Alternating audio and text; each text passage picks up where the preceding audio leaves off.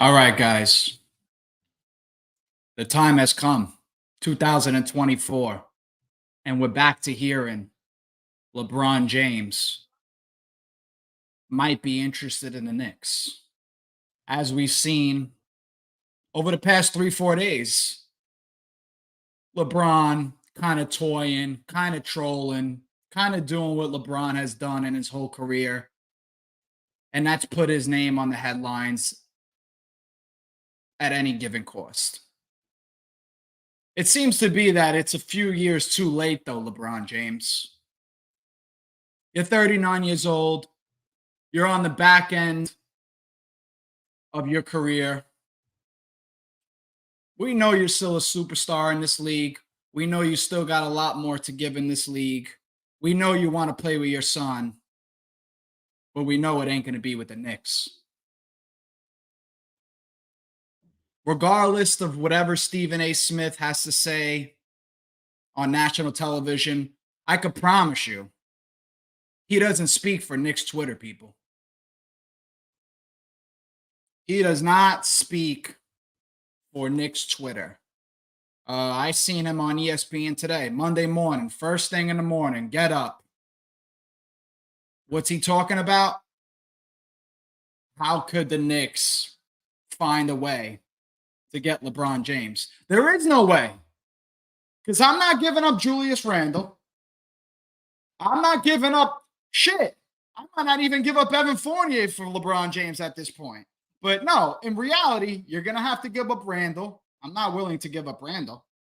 You're going to have to give up a boatload of your first picks. I'm not trying to do that for a guy that's 39 years old. I don't care.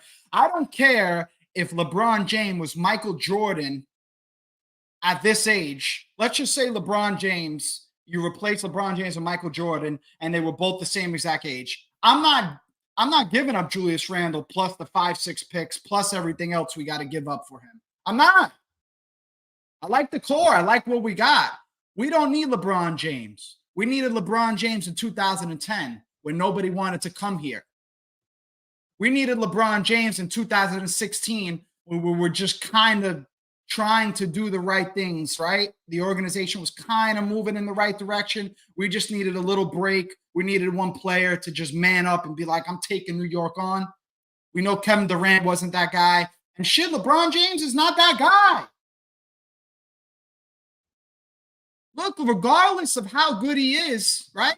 We know LeBron James is great. We know LeBron James is probably the second or third best player of all time. The Lakers are 25-26 if I'm correct. If I'm correct, let's just check their record, guys. Let's just see their record. They're 26-25.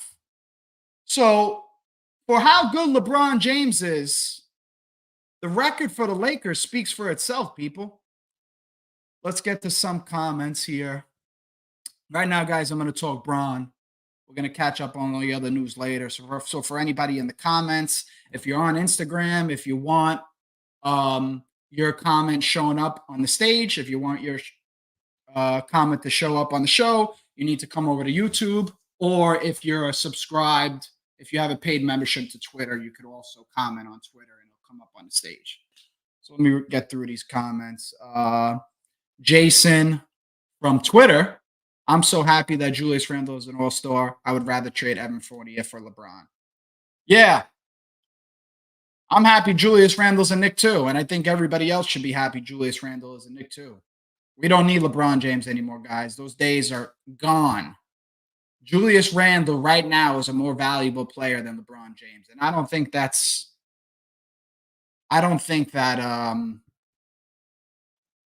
common sense. Thank you for Vinny for the 99-cent super chat. Appreciate that, pal.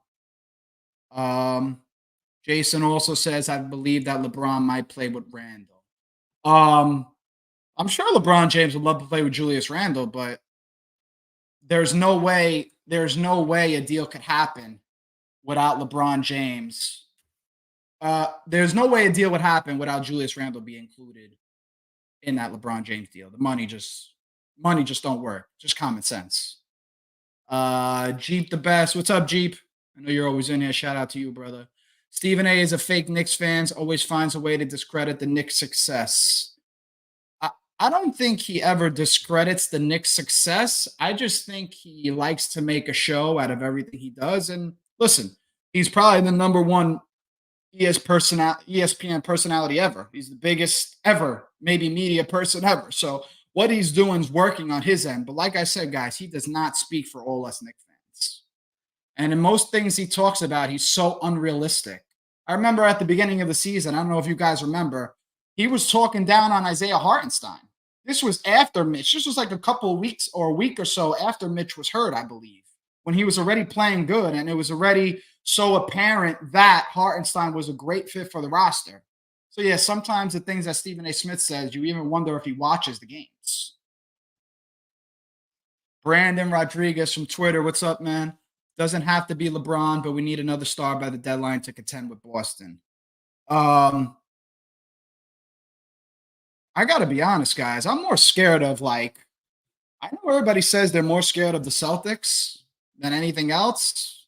I feel completely different. I feel like we match up with the Celtics well. Even before the OG trade, for some reason, we always played well against the Celtics.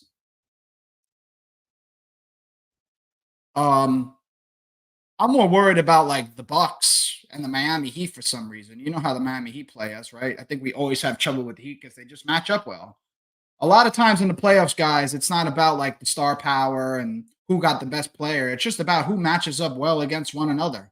And usually everybody at that time knows everybody's plays. Everybody at that time knows everybody's sets. Everybody at that time knows every part of the other team's personnel. It just really at that point comes down to matchups. Brandon Rodriguez says, get Dejounte. So, guys, on that note, Brandon, thank you for bringing that up, actually. I'll keep your thing on the screen until I'm done with this answer. So, if anybody has seen, I believe 2-3 days ago, I don't know if it was the day before the Lakers game. I think it was. Bondi is from the news. Stephen Bondi. He's from the news. Wherever he's from, I could be miscrediting his workplace, but he finally came out and said that Clutch, CAA, Rich Paul, Leon Rose, and William Wesley beef is kind of calmed down, right? They kind of settled their differences and they're looking forward to making better of their relationship going forward. For all you people that don't know, Clutch Sports is probably one of the biggest agencies in basketball, probably in sports in general. CAA, one of the biggest agencies in sports in general, probably one of the biggest ones in basketball. Clutch has a lot of clients that the Knicks want. Two in particular, guys. Malcolm Brogdon of the Portland Trailblazers and Dejounte Murray of the Atlanta Hawks. So those are two options that the Knicks like. So we'll see as it comes towards this trade deadline. I think we're 3 or 4 days away, what the Knicks do. But the timing of that, of them coming together, is a little strange, right? LeBron's coming to town. We've known to be interested in Brogdon and Murray for a little bit.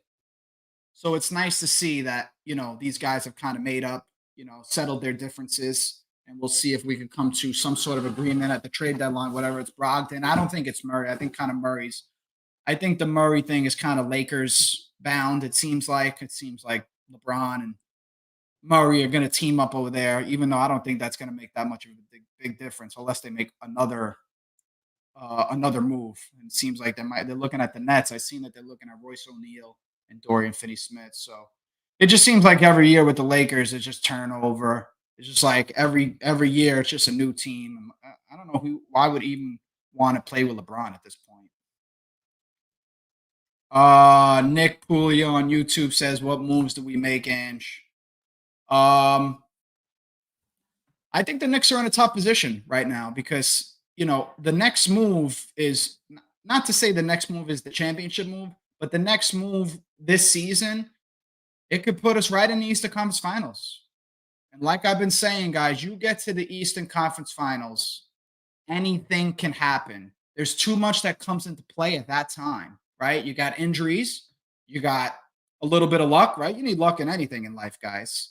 Player gets hot, that could just carry another team into the playoffs. So I think whatever the Knicks do, like I said, I don't think it's a Murray, but whatever they do, the next move, I think it's for them to get to the East Conference Finals. And guys, we could wake up in a couple of months and the Knicks could be the Eastern Conference champs. Who would have thought that, guys? Who would have thought even 2-3 years ago that the Knicks would be at this point? But we're here, right? Leon Rose, Tom Thibodeau, Julius Randle, Jalen Brunson. Those guys got us here. Shout out to RJ Barrett and Emmanuel Quickly. Those guys aren't here no more, but they're a big part of the reason why we are here right now. Regardless of what you think about them, regardless of whether you like them on this team or not, they kind of rode the ship for years to get us to where we are now. This team is better, not because OG came, but because those guys put in the work. They set the culture, right? They worked their asses off every day. And it was just time for them to go. But in reality, those guys are super important to the reason why we are where we are right now. Knicks Nation, shout out to you, brother. The point is we need another scorer to contend with Boston. Yeah, I mean, it looks like, there was like a lineup that the Knicks had out there the other day, and I could be wrong, but it was like Precious, Hart, Malachi, and McBride, and there was no Brunson in that game, and it was scary. It was tough to watch that team run up and down the court every time. There was nobody who was able to get you a bucket in isolation. You need guys that could just kind of create off the dribble. I'm not saying like Jalen Brunson. I'm saying somebody needs to be able to just go one-on-one at any given time, because after a few sets, guys, after a few seconds up that court, the offense is done. It's kind of just go get a bucket. Malachi Flynn at one point was the only guy who looked like he was just making anything happen on the court at that point. That's not saying much. So, yeah, I agree with you. We definitely need another scorer in general. You can't expect Jalen Brunson to put up 31 shots every game. I believe that's what he put up. Let me go check these numbers. Jalen Brunson was 15 to 31 last game, shot 48% from the field, shot 1 for 6 from 3. You can't have Jalen Brunson putting up 31 shots and Dante DiVincenzo putting up 22 shots. That's just too much. This team doesn't require those guys to put up those type of shots. But right now, given the injuries, Randall's hurt. We don't know what's going to happen with him. We know Mitch has been out for a while. Actually, I believe today is the 8-week mark where he's supposed to get reevaluated. There was no practice today, so we haven't heard an update on that. We know Grimes was out as well the other game. So, you're expecting too much out of guys that it's just not their responsibility. Benjamin, the Nets fan in here. Benjamin, listen, pal, I appreciate all your support in here, but we know you're a Brooklyn Nets fan, and we know you love to troll us. So thank you for coming in here and giving me some enjoyment. Benjamin from Twitter says, whole fan base is in shambles. Yeah, Benjamin, all I got to say is your profile picture is Ben Simmons, man. That's all I got to say. Mark H, shout out to you, brother. Let's get Murray and Bay. Help out the 4 with Randall out at the deadline for Fournier, Grimes, and some picks. So really, I think what's going to come down, what's going to happen is, Mark, I guess we're going to kind of get a better understanding, or I'm sure even if the Knicks have a better understanding than what we have right now, we're going to see what happens with Randall. We know he's been moving. He's kind of been out. He's been at the games. He's been out and about. It doesn't seem it almost seems like he's just not playing basketball just for no reason at this point. But I think when the Knicks get a better understanding of how that injury is going to go and the timeline of him coming back, I think that's how they're going to base how they move at the deadline. I like Sadiq Bey. He's another Villanova guy. I don't know why the Knicks were at Villanova this year but I believe Josh Hart, Jalen Brunson, and Sadiq Bey were all there at the same time. I don't know if it was some type of ceremony, if it was just like a Villanova ceremony or whatever it was, but they were together. So yeah, no, listen, the Villanova Knicks things is working. Anybody else want to join from Villanova that's in the NBA currently? You're more than welcome. I open you with open arms to come to the Knicks. Let's get some more comments here. Knicks Nation says we must make a big trade by Thursday deadline. Let's get Murray. Everybody seems to be set on Murray, but according to all these guys, Michael Scotto, who else? Jake Fisher, Woj. It seems to be that the Lakers are looking to snag Murray from the Hawks. I guess LeBron's kind of getting sick and tired of everything that's going on in LA. And we know he doesn't have any patience. And when LeBron says to get out, when LeBron says he needs a player, or when LeBron says anything, it seems like the Lakers pull the trigger. I don't know how I feel about that. Hey guys, that's another reason why, like, bringing LeBron James to the Knicks, like, makes zero sense. Because you're not only getting LeBron James, right? We know LeBron James, a player, one of the greatest players of all time. But you're talking about bringing on a really, really, really big personality, right? And you know LeBron has his people. So you bring LeBron in, you're bringing his medical guy in, Mike Mancias, I believe his name is. He's kind of his personal trainer. So you're bringing in a lot of people. And you know LeBron, he comes to a team, he don't want this guy, he don't want that guy. The Knicks core is what it is right now.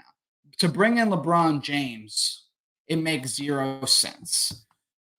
Listen, if LeBron James was a free agent this summer and the Knicks somehow were able to draft Bronny James, LeBron, come on over. But I'm not giving you, if I'm Leon Rose, I'm not giving him a bag. I'm not giving him no max contract. Are you crazy? You think LeBron James at this point deserves a max contract? Absolutely not. Absolutely not, guys. Hold on. I'm sorry. 1 second, guys.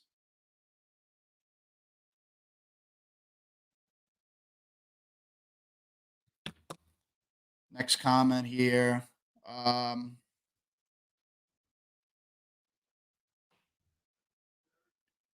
Drag718 off YouTube says, get rid of Fournier and a pick for Brogdon. Keep everybody else. Build the core and sign Donovan Mitchell when he's a free agent. Starting lineup in a few years will be Brunson, Mitchell, OG, Randall, Robinson.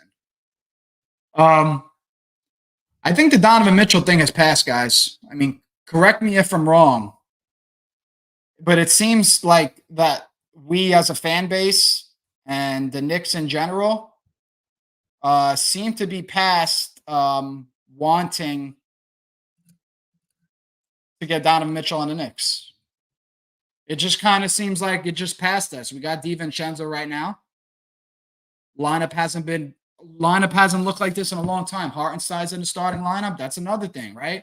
Drag, you said Mitch as the 5. I don't think Mitch is the long-term center here. I really don't think Mitchell Robinson is going to be that guy going forward. It seems to be that Hartenstein is the better fit for the offense. Hartenstein is the better late game player. I don't want nobody on the court that can't shoot free throws. That's a big no-no. It was seen last year, Mitchell Robinson. There was like a moment in that Heat series. I don't know what game it was, but they were fouling him at the end of the game. Hey, Ange, what's up with this Isaac Okoro stuff that you posted earlier? So who wrote this? Was it Michael Scotto? I believe it was Michael Scotto of Hoops Hype. Hoops Hype was one of my favorite websites, still is one of my favorite websites ever for all types of rumors. That was like the original website where anybody got their NBA news. But supposedly the Knicks have like slight interest in Isaac Okoro. Not really the type of player we need. Yeah, he's a defender. He's a Tibbs kind of player in terms of like just a dog that just kind of gets down and dirty, does all the little dirty work. And I'm always a proponent of you can never have enough of those players. But this guy can't shoot the basketball. I don't want you on the team. We need a guy who's going to get you a bucket, right? Right now, we need a guy that's going to get you a bucket. We need a guy to give us 12 to 15 efficient off the bench, and he's got to be able to guard. Brogdon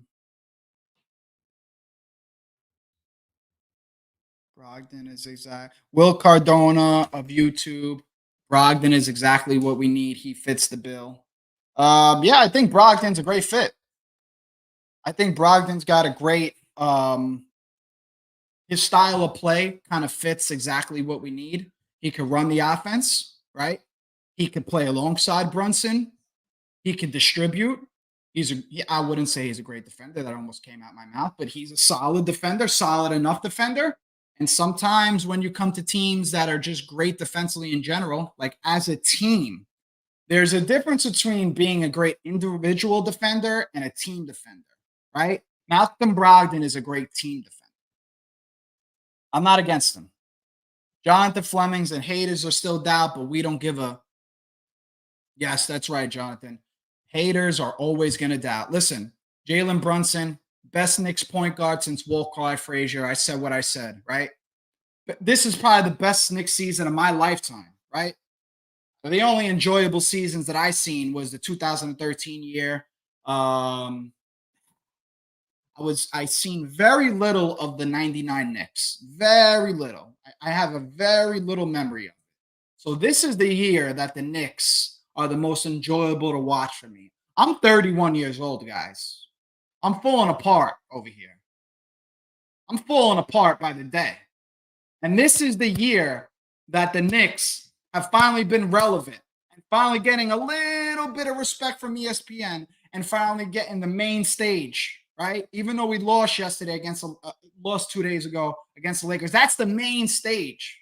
If the Knicks would have won that game, the Garden was ready to erupt. And we still got people shitting on the Knicks. We still got people doubting the Knicks. Shout out Becky Hammond. Shout out Candace Parker. Shout out Gilbert Arenas. Thank you, guys. Brandon Alvarado says, RJ Barrett was my dog. I remember, like it was yesterday, I remember watching the NBA draft, and I remember when RJ Barrett walked off that stage, and he did his little interview with whoever it was, but he was sitting next to his father, and he was just ready to be a Knick. I just remember that moment. I remember him getting upset, and you're a young adult and you're getting drafted to the biggest franchise in the NBA and one of the biggest franchises in all sports. And there was nobody that wanted to be here more than RJ Barrett. And I'm not going to say he lived up to expectations, but he gave everything he got, stayed out of trouble, always did what he had to do in terms of his work. Yeah, his production sometimes wavered. It was up and down, but the great parts of RJ Barrett during his Knicks times were really exciting, right? There was a lot of bad times, and Knicks fans got all over him. But no matter what, he was happy to be a Knick every single day. And I respect anybody that just knows what it takes to put on that uniform, knows what it takes to step on that garden floor every single night, and he did that. And for that, I got all the respect for him in the world. Colin Sexton, Brandon Alvarado from YouTube says, Colin Sexton buy low. I like Colin Sexton. I really do like Colin Sexton. I don't know if you guys remember that clip from NBA Summer League in his first Summer League when he was like, that intensity, I always feel like I could relate to that intensity. I don't know what it would take to get a Colin Sexton type of player, but he would be a perfect man. Colin Sexton and Thibodeau together, that would be just a perfect fit. I compare that. I'm not going to say I compare it, but I don't know. I feel like I always said like a Marcus Smart and Thibodeau would be a great fit, right? Just from the defensive standpoint. I feel the same way about a Colin Sexton. Great defender, feisty. He's got that attitude that I don't give a, I love that attitude. New York always needs a guy like that. Another one of those players that I've always wanted to come play for the Knicks, Patrick Beverley, right? There's nothing I'd want to see more than Patrick Beverley kind of just like after a ref calls a play, like giving a player an extra bump, right? and the Garden's going crazy, because Patrick Beverley's he's a little nutty, right? He likes to do things that, a lot of players don't do. Plays on the edge. So yeah, these are the type of players that I think that the Knicks need and that would work with Tom Thibodeau. I'm sorry if I'm saying your name wrong. Henry Landis, LeBron would put us over the top. LeBron wouldn't need to score, just facilitate, run the floor, post up. This would be perfect team for LeBron. Henry, I think you're 100 million% correct. This is the absolute perfect team for LeBron James to just slide right in and play basketball. Because at all this point, that's all LeBron James wants to do, and that's all he needs to do. You can't have LeBron putting up. Let's check LeBron James' numbers last game, guys. LeBron James, 40 minutes at 39 years of age. 10 for 19, 52% from 3, 2 threes, 5 rebounds, 5 assists, 2 steals, 1 block, 24 points. His plus minus was 11. You can't expect LeBron James to have that kind of production at age 39, guys. I don't care how good he is still. That is so unrealistic. So yes, Henry, and in essence, this is the perfect LeBron James team for him to just slide in and play ball. But it's more than just that, because we would have to trade for him. And the Knicks aren't going to give up anything for LeBron James, because we would be giving up too much. It's just nothing makes sense. Jonathan Fleming says, get those Burger King Net fans out of here. Benjamin, listen, you got some haters in here now, man. It's up to you, whether you want to stay or go. Jeep the best. Hate hearing Clarkson and Olynyk when you could hear Clarkson and marketing. Oh, man. Marketing. Lori. I guess we'll always hear your name. Actually, just got a little Bleacher Report notification here, guys. I'll kind of give you, I don't want to say it's breaking news, but just got a little notification. Let's see what it's about.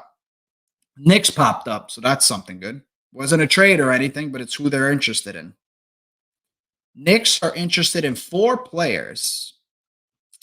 Bruce Brown, which we've all known about. Never seen a player. Listen, guys, I've never seen a player in my life lobby to play for a coach or a team. Never seen it in my life the way Bruce Brown did. While they're on another team. While they're on another team, Bruce Brown was openly saying how much of a Tom Thibodeau player he is. I'll probably never see that again. So I just want to let James know that he's talking to me and not you in there. Anybody that's seen the Big Nick Energy comments in the chat, that's your boy. Cool. So Jake Fisher reported that the Knicks actually have legitimate interest in PJ Washington, who is a solid player. Always gives the Knicks troubles. If it's not Miles Bridges giving us trouble, it's most likely going to be PJ Washington, because we don't get to see LaMelo enough. He's injured every fucking game, dude. How's his stats this season? PJ Washington averaging 29 minutes a game, 13.8 points, 45% from the field, 33% from 3. He puts up threes too. You don't make him at a great rate, but he puts them up. 5.2 rebounds, 2.2 assists. You don't even average a block a game. Not that we need him for blocks. 6'7", age 25 years old. I can't believe the amount of threes he puts up. 1 for 6, right? Last game, 1 for 6. Game before that, 0 for 3. Game before that, 3 for 9. He actually shot 9 threes against the Knicks. Went 2 for 9, but he puts them up. See, that's a player that'll interest me. I don't know at what cost. And maybe, right, guys? Kind of breaking news. Knicks' legitimate interest in PJ Washington. Kind of breaking news. Does that say anything about how the Knicks feel about Randall and his injury? Maybe it's more serious than we thought. Maybe it's not. Maybe the Knicks feel like they got to spell Randall some minutes. Maybe not. PJ Washington to the Knicks. That's a name to keep an eye on. I don't know what we would have to give up for the Knicks. Usually we keep those trade proposals. I don't know if you guys know. Well, I'm sure you guys know him. The guy that's normally on here, Joe Yoke. He's usually our BKE's own capologist. So I'll leave him for that type of news.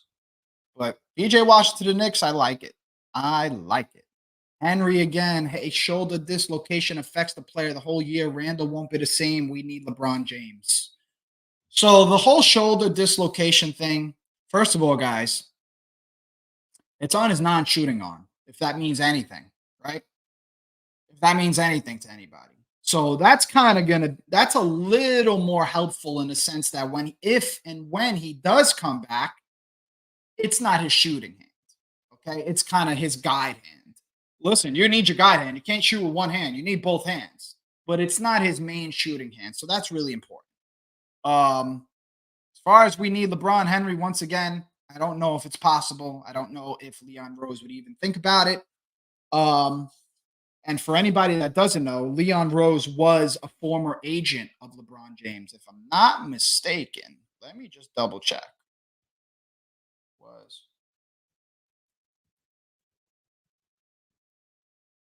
James agent.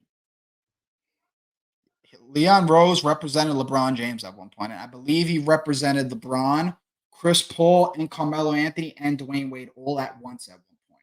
So Leon Rose got a little power, guys. But as far as LeBron James coming to the Knicks, not going to happen, I don't think, guys. D-Bug, shout out to you. I've never seen you in here, but shout out to you for coming through, brother. Want Murray, but if we get Bruce Brown, he is a better offensively than Josh Hart in the half-court set, like Hart, but needs to cut down on turnovers. Yeah, so Bruce Brown kind of is a similar Hart, but he's a smaller player. So he's Hart in an essence, but he plays the guard position. So he'd be spelling Brunson minutes on the court, but he'd also, I think, play alongside Brunson.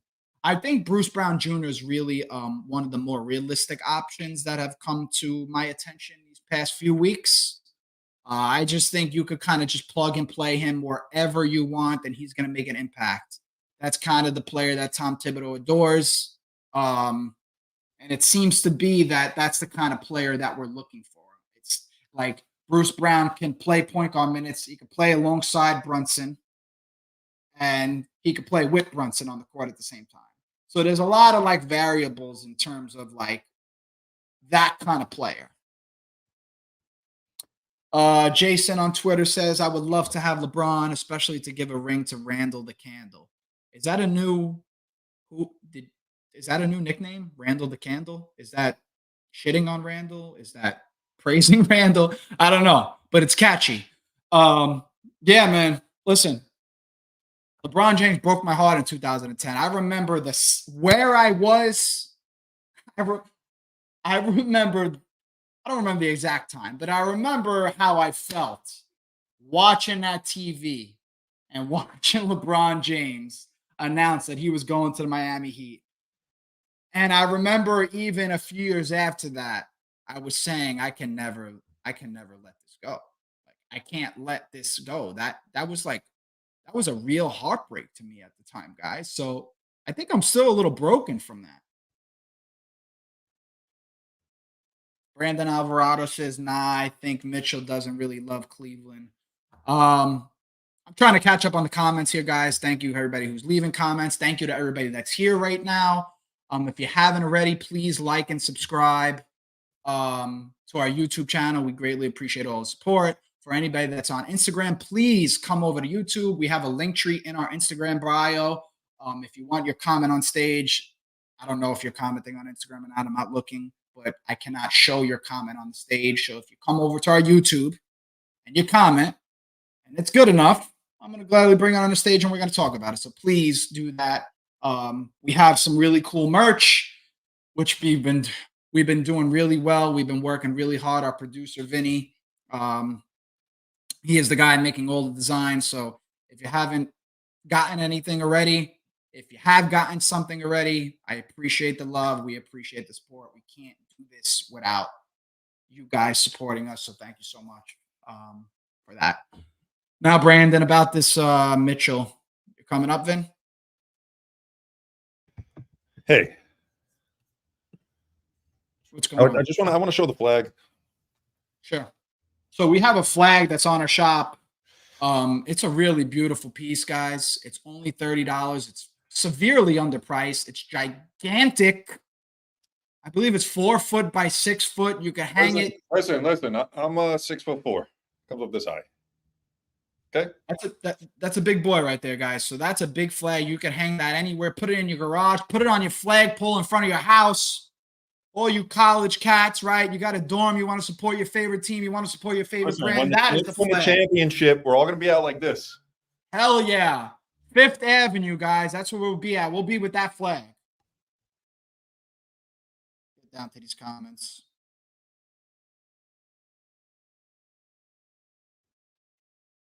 Damn. You guys have been commenting away.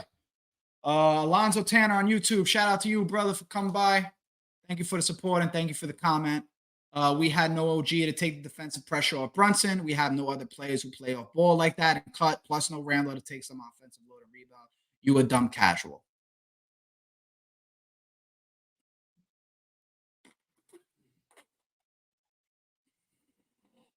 Alonzo. I don't know where you think I'm a casual, but I agree with everything you said, pal. I know exactly what you said. I feel the same way as you. I'm not going to say I wasn't expecting the Knicks to win that game versus the Lakers because I know how the Lakers are going to guard them. And I know how depleted we were from the start of that game. So as much as, the momentum that we were riding going into that game, we were kind of expecting to win. The fans were expecting to win. That was a really tough game against the Los Angeles Lakers. They're big. They threw everything at us. I don't know if you guys seen, but I posted it on our Twitter, Big Nick Energy Twitter. Jalen Brunson got double teamed 30 times that game. 30 guys. 30 times. Tough game.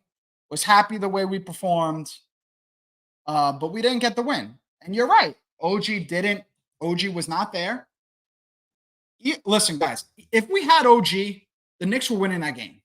There was no ifs, ands, or buts. The Knicks would have won that game. OG would have guarded LeBron. He would have easily stopped him from scoring at least 6 to 8 points. We would have got more rebounds. If OG was there, the Knicks were winning that game. James L. What's up, brother? Thank you for coming by. Y'all get so hyped from a 9-game winning streak. That's meaningless. James, I think if the Knicks were on a 4-game winning streak, it would have meant the same amount to me. No, hold on, man. That 9-game winning streak wasn't meaningless. We got placed right up into second place, buddy. Talk to me about where the Nets are at. Oh, this is another Nets fan. Okay. Well, thank you, Nets fan, for stopping by. I'm happy you're supporting that poverty franchise. But for you to be in here, thank you so much. I appreciate the support. Third now, yeah, you're not wrong. You're definitely in third place. But where do the Nets sit currently? And how's Ben Simmons back feeling currently? James just came up here and said in the preseason they said this team will go as far as Ben Simmons allows them. So your season's over, bub. Let's get off the Nets. James, I'm a Ben Simmons fan.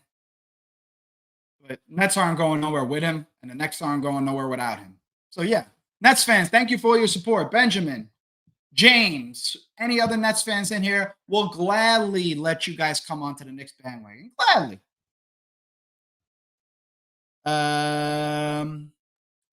Jay Beer says, always got to have haters with no life in here.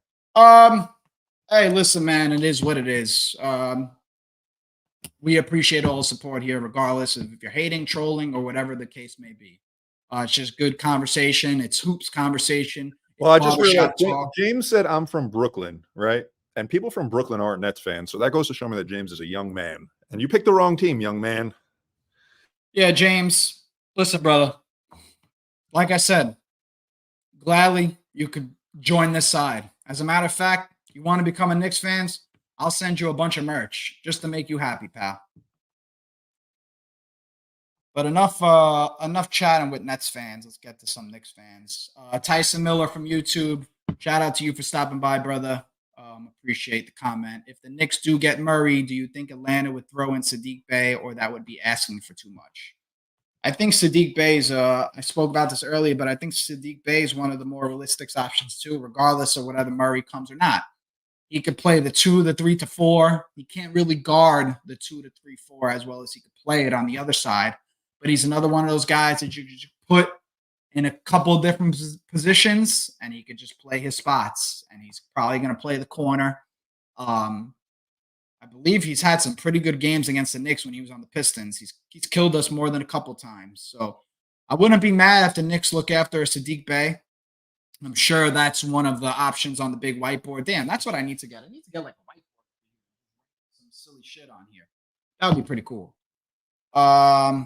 Jonathan Fleming, you are a good man. Thank you for always supporting and coming by and commenting. Always love talking hoops with you, brother.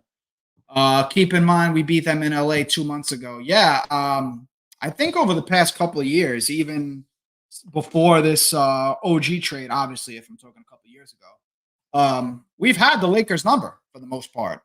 We pretty much beat them up. I think with LeBron or without LeBron, we pretty much had their number.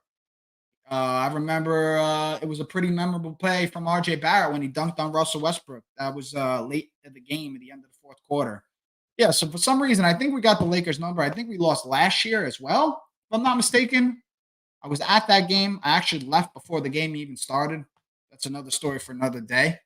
But yeah, we do got the Lakers number for the most part.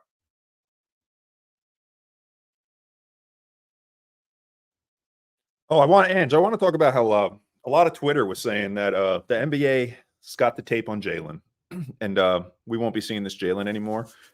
I want you guys to realize that Jalen Brunson scored his season plus over his season's average against the Lakers. So I don't know where that casual ass take came from. The people who are saying didn't notice that we didn't score for 7 minutes. Like what? Well, I just think that listen, Darvin Ham's his game plan. It was a good game plan, right? It was an obvious game plan, and I don't know why a lot of other teams haven't followed the same game plan.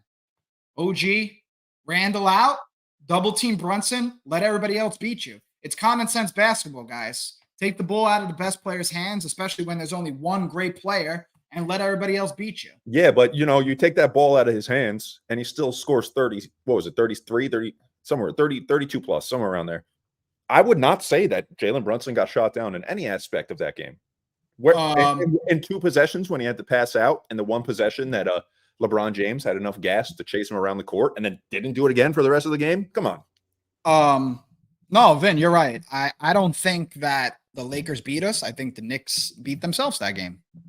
I don't think any team in the NBA, regardless of whether Randall, OG, if they weren't there, the Knicks should have not gone that long without scoring the basketball. No, I also want to let people know that Jalen Brunson scores on better players than LeBron James nightly. So you're talking about a 39-year-old LeBron James having Jalen Brunson's number.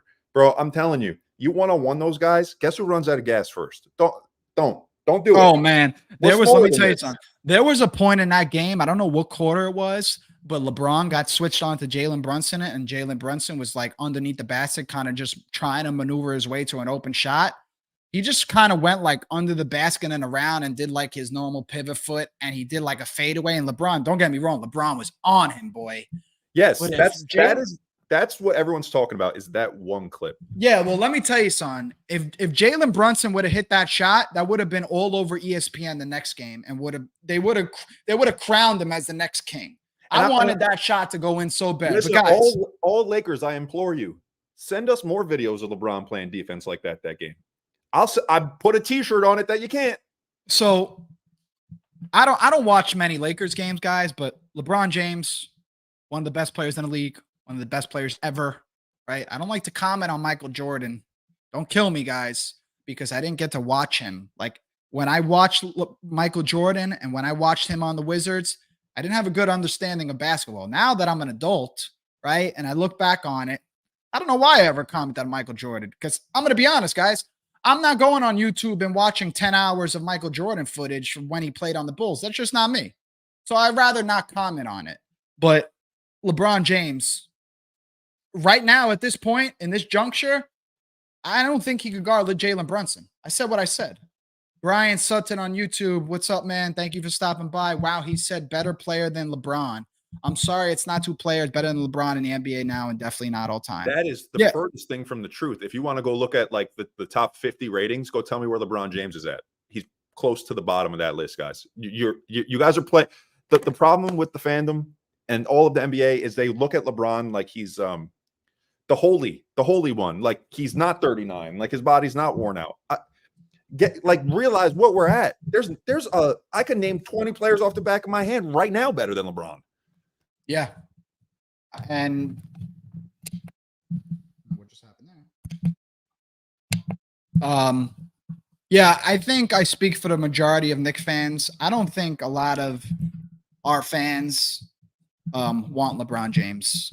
I don't think any part of it makes any sense for us to go trade for him, for us to even sign him as a free agent in the offseason. Because for anybody that don't know, guys, LeBron James wants to play with his son. That's how he wants to end his career, right? And there's been no player in NBA history that has had the power and the say and the pull that LeBron James has. So whatever team is lining up to draft Bronny James, and we'll know once that draft board gets made, right? When they pick those lottery balls and whoever's wherever they are, I could guarantee you LeBron James will know at NBA draft lottery night where he will be going next season to play with his son. I got to name a few of these players. Ready? Yep. Just ready? Yep, absolutely. Nikola Jokic, Giannis Antetokounmpo, Steph Curry, Luka Doncic, Kevin Durant, Joel Embiid, Jason Tatum, Devin Booker, Jimmy Butler, Damian Lillard, SGA. You want me to keep going? Randall? I would say they're pretty close in stats. Okay, fair enough. Anthony Davis is better than LeBron James. Ja Morant is better than LeBron James. Kawhi Leonard. I would even say Paul George right now is better than LeBron James. Please, let's stop this shit. Okay, now I'll rephrase that in one other way, Vinny, because I feel like the only argument I have is this. Game 7 in 2024 NBA Finals, you going with LeBron? One game? It's hard to put it that way. I'm not renting LeBron ever. Right. Ever. If he came in free agency, fuck yeah. If we get him on the low, bring him on over. The problem with LeBron is his cost. Hey, Nature Sports, I've been had this mic for a little bit now. But shout out to you for coming by, brother. Love you. Donovan Brian, you don't think at this point Donovan Mitchell is not better than LeBron James?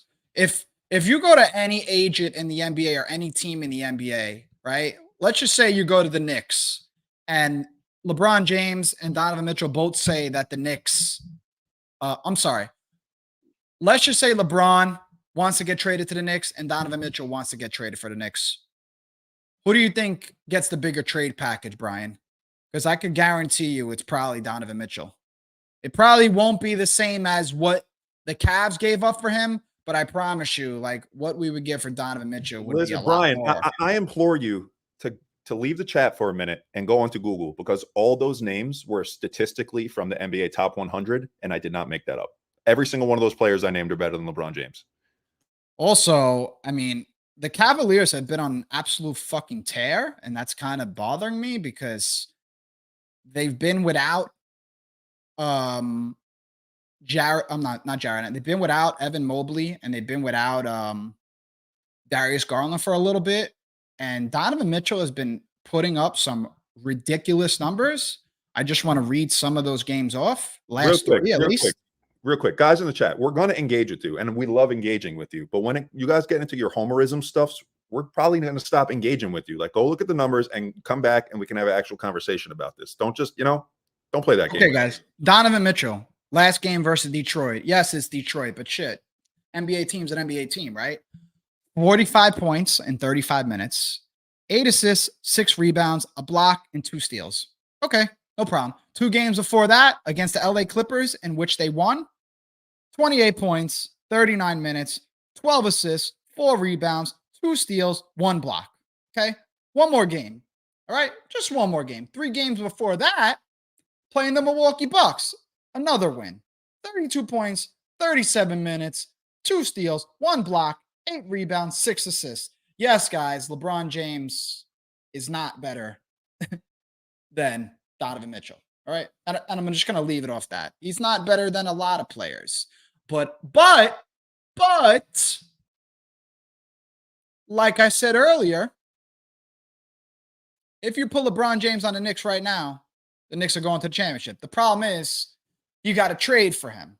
And what we trade for him is going to be too much. You're going to deplete the roster. So no. LeBron James, no. Okay. Nature and sports. LeBron is way better. Way better. Okay. We're even using way better now. LeBron is way better than Julius Randle still. Do these guys not care about playoff success? That matters 100 times more than any BS regular season accolades. Okay. So I kind of had this argument with my father at 7:15 in the morning yesterday. And I said that LeBron is a great fit. Exactly what I've been saying this whole live stream. LeBron James is a fantastic fit on the Knicks. But like I said, it's what you're going to have to trade for that guy that makes sense. So regardless of if your belief is LeBron is better than Julius Randle, the upside of Randle and his trajectory, and then you got LeBron James, and he's 39 years old, and like I said, he's at the tail end of his career. We don't know how long LeBron's going to play for, but it's for as long as LeBron wants to play for. I'm taking Julius Randle over LeBron James right now, guys. Jonathan Fleming. I wasn't around during the Showtime era, but if it weren't for Magic Johnson, there would be no Michael Jordan, period. Man, I tell you what, if there's one time in basketball that I wish I was around for, it's probably the time when Magic Johnson and Larry Bird kind of just revitalized the NBA, because from what I've known and what I've read and what I've watched, the NBA was not like a good basketball product. And the rivalry between Bird and Magic and Lakers and Celtics is kind of what drew the NBA to the heights it's at today. Obviously, social media and LeBron James took it to the next level, and LeBron leaving. I think the end all be all of the NBA growing into this major entertainment business, regardless of the product on the court, the business, the entertainment part, the part that we all enjoy, the part that we all talk about. What really did it was when LeBron James when he chose to team up with his two best friends, Dwayne Wade and Chris Bosh, to the Miami Heat. So, but Jonathan, yeah, if there's one part of the NBA that I would love to watch and would have loved to have been around was during that era, because I would have loved to seen like the product go from bottom tier to top tier, and that rivalry was just unmatched at the time. Unmatched. Let's get to some of these comments.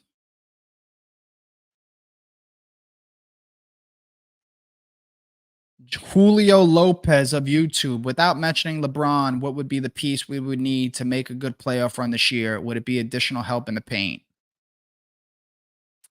Julio, good question.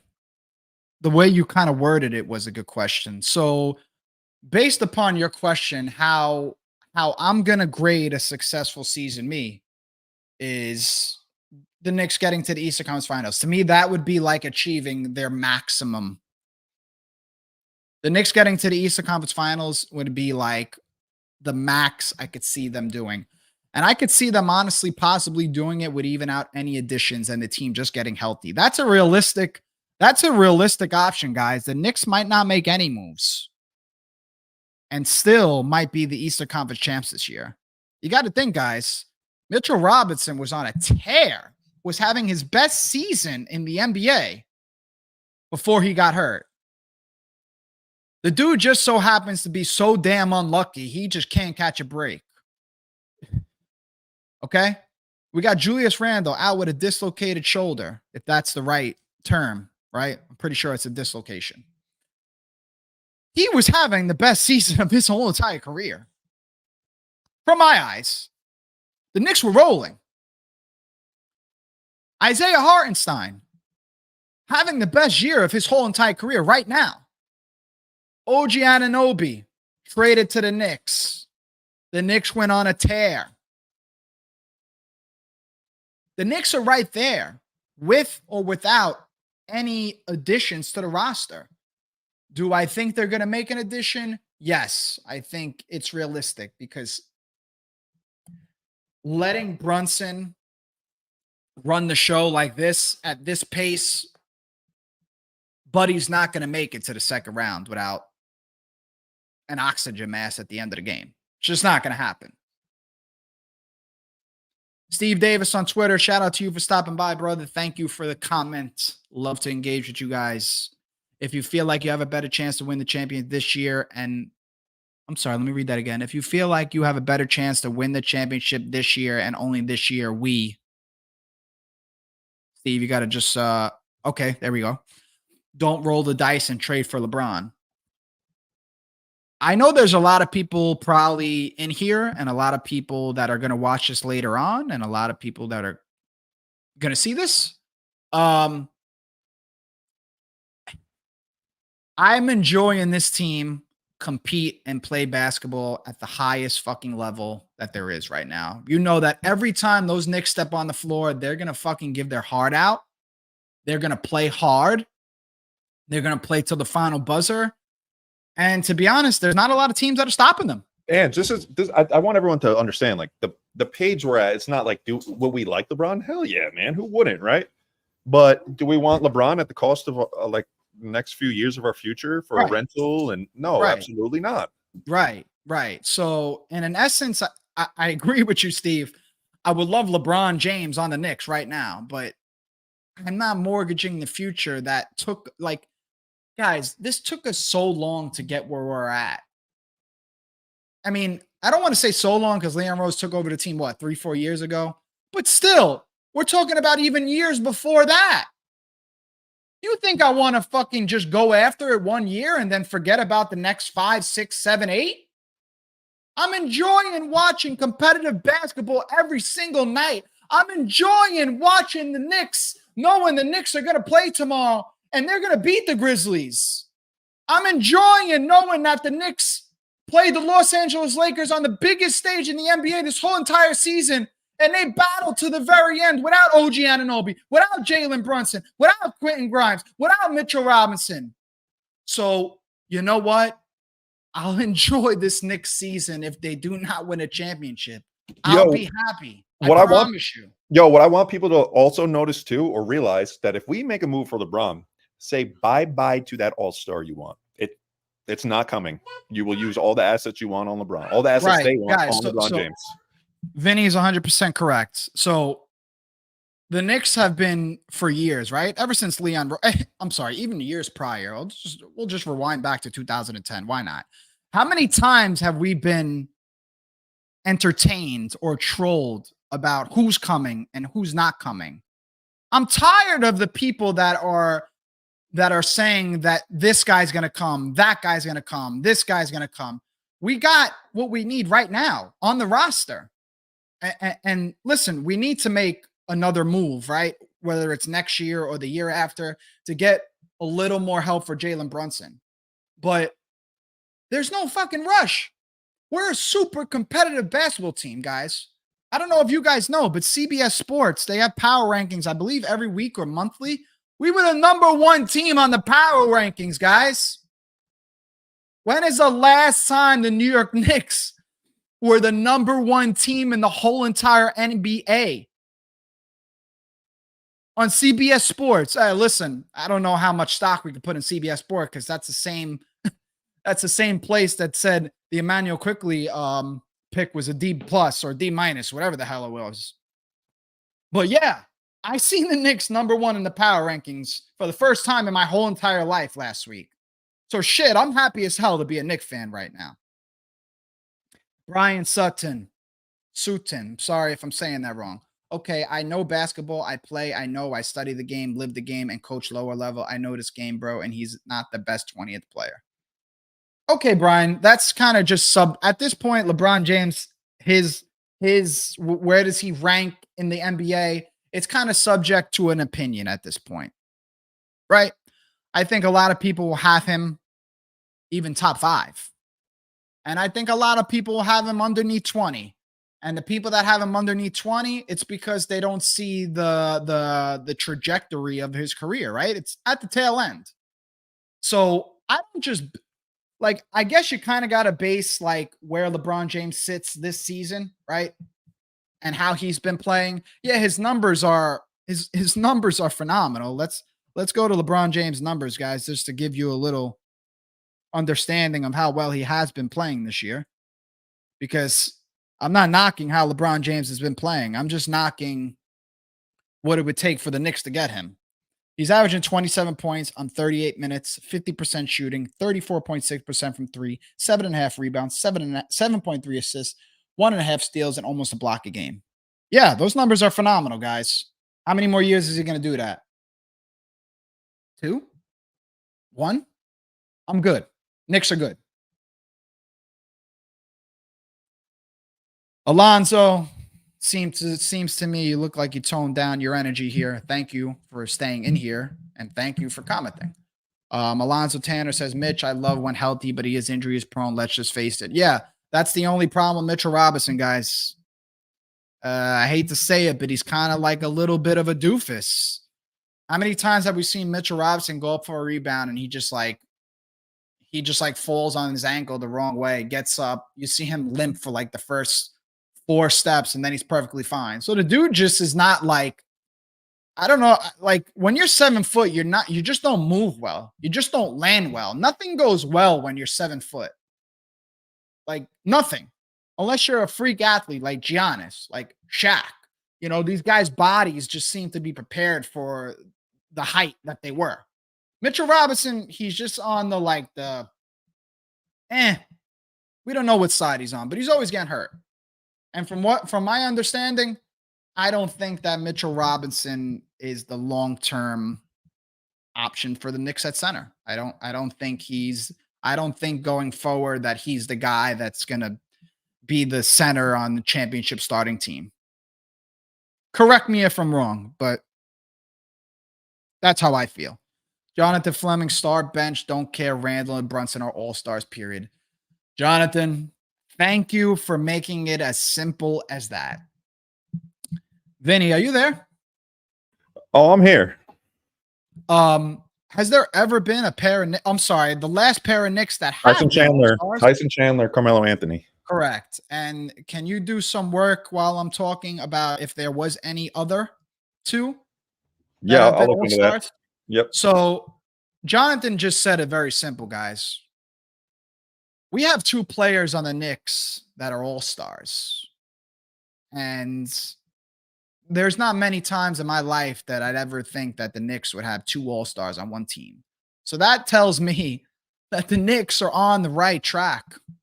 The Knicks are building. The Knicks are winning. The Knicks have the recipe. The next move is the best move. Let's see where we stand soon. Alonzo, I knew Hartenstein would be great if given time, but the Knicks fans impatient as fuck. I believe we were probably one of the... You're going to love this list, buddy. Okay, let's hear it. You ready? It's some of the best Knicks teams. Okay. First one, 1960s, early 70s. Walt Frazier, Willis Reed. Fair. Patrick Ewing, Mark Jackson. Very cool. Awesome. Carmelo, Tyson Chandler, and Julius and Jalen. So what does that tell you? Some of the best Knicks rosters had 2 all-stars. Some of the best Knicks roster had 2 all-stars, guys. So stop clamoring for, what we don't have already. What we have right now is great. What we have right now is important. What we have right now is for real. So stay with us and stay with these guys because they're here and they're here to stay. Dr. D. Roy Bramwell from Twitter. Shout out to you for stopping by, brother. Thank you for the comment. And real quick, before you get to this comment, I will say that only Knicks fans, this is the only team on earth will you see we have 2 all-stars and still say we need a star. This is the only, every other team, if they have 2 stars, they're good to go. Us, we need something else. Come on. Well, Alonzo said it right. Knicks fans are impatient as fuck, and he's 100% right. So I always talk about like the casual Knicks fan because those are the fans I do have a problem with because I believe that those are the same fans that just kind of never played basketball and just enjoy the sport. And they're really important to the NBA and just fan bases in general. But the people who have played the sport, the people who have watched the sport, the people who have followed the Knicks through and through, and know how just kind of basketball operates in general, shit doesn't just change overnight. Shit takes a lot of time, right? Especially when you don't got the best players in the world, like a Kevin Durant, like a Kyrie Irving, like a Luka Doncic, like Giannis. Those guys aren't on your team. To build the team the right way, every move matters. Every fucking move matters, guys. And I'm talking as far back as like when we first signed Julius Randle, right? We had Marcus Morris on that team, or is it Markeith? Whatever one it is. I think it's Marcus. We had Bobby Portis. We had all these guys, right? It didn't work out, right? They got rid of some of them. They traded Marcus Morris for quickly, right? Nobody realizes how important that move was. That Marcus Morris played his ass off for half a season, and that got us Emmanuel Quickly. What did Emmanuel Quickly do for us? Was probably one of our most important players, if not top three, top four most important player on the Knicks for 3-4 years. 3 years, 3.5 years. So every move, when you don't have a superstar like those guys I just named, everything matters. So the Knicks have built something sustainable. The Knicks aren't Leon Rose didn't build this team to say we're going to go after it for the next 2 years. Leon Rose, William Wesley, Brock Aller, Walt Perrin, Tom Thibodeau, these guys built the Knicks to where if they leave it one day or as long as they stay, it's going to be sustainable for a long period of time. And that I respect more than anything in the world, is that they're trying to do the right thing every step of the way. And that's not easy, guys. I don't think I followed up on you, Dr. D. Roy, so I'm going to go to it again. Knicks have to make a move before the playoff comes around. Yeah, I mean, I think everybody knows, and I think everybody has seen that the Knicks seem to be eyeing some sort of move. Do we really know? I don't know. I think a lot of the moves made in the last couple of years, they kind of been quiet. And I kind of like how the Knicks have operated from that aspect of business these last few years since Leon took over. You kind of don't hear as much noise, right? It's just kind of a little, I'm not going to say you don't hear names. It's just kind of not the same as it used to be when Steve Mills was at the helm, when Scott Layden was at the helm. You know, the Knicks are just moving differently nowadays, guys, and everybody's got to understand that. James L. Okay. I like this one, James. I think Knick fans, James from YouTube, I think Knick fans are way too hard on Hart. Yeah, Josh Hart is a player that could probably be frustrating to a lot of fans if you just don't understand the game very well. He's a player that doesn't put up a great box score every game. He's a player that doesn't put the ball in the basket as much as maybe people want him to, but he's just one of those players that, excuse me, that makes an impact on the court, regardless of box score or not. He's going to die for the loose balls. You need those guys. Those guys are just as important. He's going to get you extra possessions. He's going to push the ball up the floor. He's probably going to make a good pass. He's going to, he's always going to make the right play. So people, you're right, James. People are very hard on Josh Hart, and they have to accept him for being an energy guy.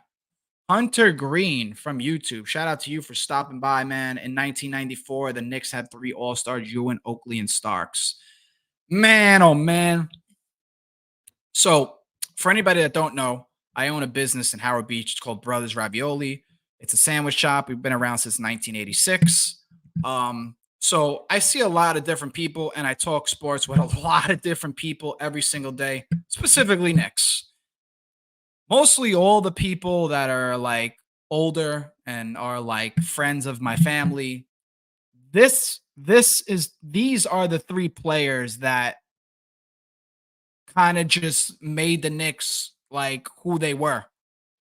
For a lot of teams, for a lot of like fans, they talk about those days like they could talk about it all day.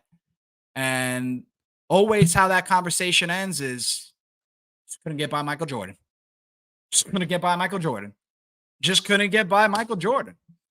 And like I said, I remember the 99 Knicks. It wasn't too vivid of a memory, but I remember where I was. I remember I was watching it on like a little TV monitor that was on like a kitchen stand at my aunt's house.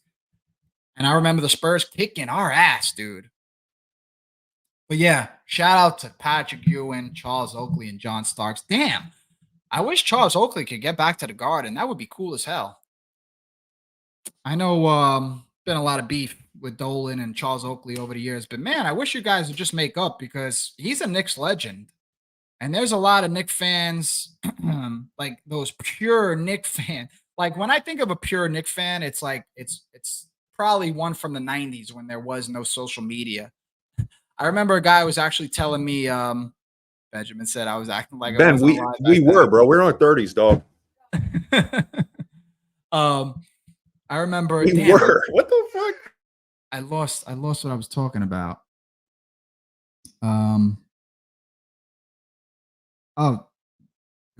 Nature Sports from YouTube. Shout out to you for coming by. Who cares, bro? LeBron is somewhere between 8th and 25th. He ain't coming to New York. Yeah, that's really what it is. Edward, I don't want to say your last name because it's a little rough for me, but thank you for stopping by and thank you for the comment. The Knicks need to bring someone to take the scoring load off of Brunson until Randall comes back. Is Murray the best piece available? Yeah, Dejounte Murray seems like the best piece available, but he seems unrealistic at this point considering what the Hawks are asking for. I believe they're asking for 2 first-round picks in addition to players as well. And I don't think the Knicks value him in that sense. And I think, from my understanding, I believe around the league, from what I've read, they seem to have an issue with his personality. I've read today that there is some people in the higher ups of not the Knicks, but the NBA that say he's not about the right things. Whatever the hell that means, I don't freaking know. I don't know. Like I said, 100% the best talent available, the best piece available. I'm not willing, and I don't think Leon Rose is willing to give up pieces for him. I just want to remind everyone that Patrick Ewing stopped playing for the Knicks in the year 2000. Do your math, buddy. Alonzo says, I love Josh Hart, great glue guy. I'm way higher up than you, Vin. My bad. Alonzo Tanner, I love Josh Hart, great glue guy. Y'all who shy on him got to understand it ain't his function to score. If y'all look at the stats, this is his best shooting season of his career, even if still under par. Yeah, listen, I'm a Josh Hart fan, and I know when the playoffs comes around, you need players like Josh Hart to win series. And Josh Hart played a very big role in beating the Cleveland Cavaliers last season. So I can't wait till we get to the playoffs again this year. Okay, Jonathan. All right. I haven't seen any comments like this. I haven't seen any Knicks fans talking like this recently either. Jonathan Fleming, thank you for the comment, brother. I'll give it 1 or 2 years for us to make the finals because we got to get 100% healthy and sharp. I think it's beyond just getting healthy and sharp. I think Joey's in here. He's about to be brought up to the stage, guy. If you guys don't know, Joe Yoke is the host of the BKE podcast. A lot better talker than me, but great guy to have conversation with. So he's about to come right now. Are you coming on stage, Joe? Correct. Yeah, right. I got about 15 minutes before I have to leave. 15 minutes. Great. Give us all you can, brother. Lead all the right. way. What were we talking about? First of all, LeBron's not coming to New York. He's 39. He's still a top 12 player in the NBA. But I mean, when you're 39 and you're top 12, you can become 40 and top 80 very quickly, as in tomorrow. Who knows? The guy's old as hell. What else do I want to say? PJ Washington, by the way, I don't know if you guys actually talked about Dejounte Murray, PJ Washington, Bruce Brown, all the rumors happening. Angelo, before we did YouTube live streams and all that stuff, when we only had like 200 people listening to our podcast through audio form, I was saying PJ Washington in the off season, saying that he should be the dude we get after we got rid of Obi Toppin as Julius Randle's backup. So now they're like, whether it's because Randle's going to be maybe missing more time, whether they got OG and they're like, he can make up for PJ Washington's defensive shortcomings. The dude is a walking bucket from the 4, man. And like, I wanted that dude in August. So like for him, his name needs to be punking up. It's like nice. Is he willing to come off the bench? He already comes off the bench in Dude, he comes does. off the bench half the time for a terrible team. Like I like PJ Washington. And Joe, like I he's said, Brandon Miller's backup. I mean, when you're like, if a team is terrible and they draft a guy second overall, like you're immediately pushed behind, you know? yeah. No, I think PJ Washington is a great fit just to spell Randall some minutes. And right now, obviously, to just take Randall's spot in general. Facts, 100%. Exactly. And, I mean, dude, so my top four, like, I mean, I said this weeks ago, right? Like, I wanted Dejounte Murray. I just didn't think Dejounte Murray is like a realistic option. Bleacher Report makes up some like helter skelter BS like clickbait thing, and now Dejounte Murray just goes straight up the pylon. You know what I mean? Like, oh my god, they're gonna get him. It said so in this weird article. It's still number one. I would actually put PJ Washington ahead of both Brown and Brogdon. Wow, Personally, as of today, you yes, feel that way? Dude. I mean, if I actually know PJ Washington is a realistic option, and he actually can handle the ball a little bit from the 4 spot, and dude, if they got him right, say they got him for, I mean, his contract falls in line with the Evan Fournier thing, so it's like you give them their own first back, and then like I don't know. Their own first, like the Detroit crap that'll never happen. And then you get PJ Washington for Evan Fournier, and he's under contract for 2 more years. You have your backup 4 just set in stone. And then if you end up dealing Randall for a super duper star, you have your starting 4 just set in stone. You still have OG Anunoby covering for his defensive shortcomings. You still have Isaiah Hartenstein or Mitchell Robinson covering for his defensive shortcomings. It's just like you get a 16 point per game walking bucket that you don't have to worry about again. You know what I mean? Shout out to Vinny for the Dial 99 sticker. We appreciate the love, brother. Thank you. I think we can actually set the VIN. By the way, since you're the one that sent this, and I know you're in the background. I think you can actually design BK stickers, dude, so that when people buy a sticker, like has a little BKE logo. I have to watch a video and show you about it, but we'll figure it out later. But yeah, and then it's like Brown and Brogdon, obviously, like they're interchangeable. I've been saying I want Brown that much more than Brogdon. Brogdon's a better offensive player and shooter and backup point guard. Brown is better. Brown does all the things that Josh Hart does, slightly worse at covering bigs. He's a slightly smaller dude, but better at handling the ball and more willing to shoot the ball, which is like the main gripe with Josh Hart as a Knick or any team he's ever been on is that if he thinks he might be a little cold, he stops shooting. He doesn't try to shoot himself out of it. It's just not his game. So I want to like he also knows that if his shot's off, he doesn't have that mentality to keep shooting because he knows he can make an impact on the court in so many different other ways. Correct me if I'm wrong. Yeah, no, I mean, yeah, obviously, but like we just watched the Lakers game, right? And I know I don't want to dissect like a game that like we did a post game on. Definitely tune into that if you didn't already watch it. But like you're watching a team, it's like, and granted, there are a bunch of injuries, right? Obviously, but Brunson and Devo are the guys that like we need you to both. It's not even like we need you to score right now.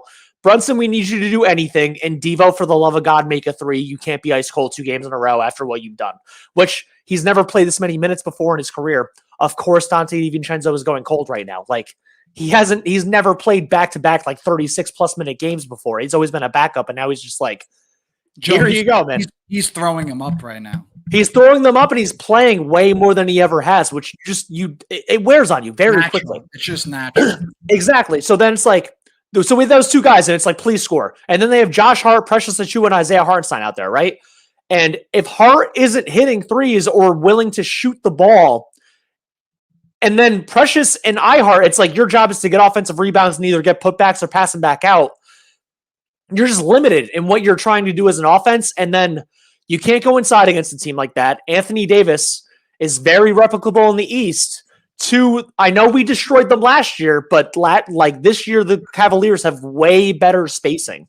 Max Strus, Sam Merrill, and Georges Niang add a much larger variety of offense for their team. If you're going up against Evan Mobley and Jared Allen inside, or if you're going up against Giannis and Brook Lopez inside, or if you're going up against Kristaps Porzingis inside, none of those dudes individually are as good as Anthony Davis. Defensively, obviously, from protecting the paint, Davis is probably the best or second best in the whole league, depending on what you think of him and Gobert.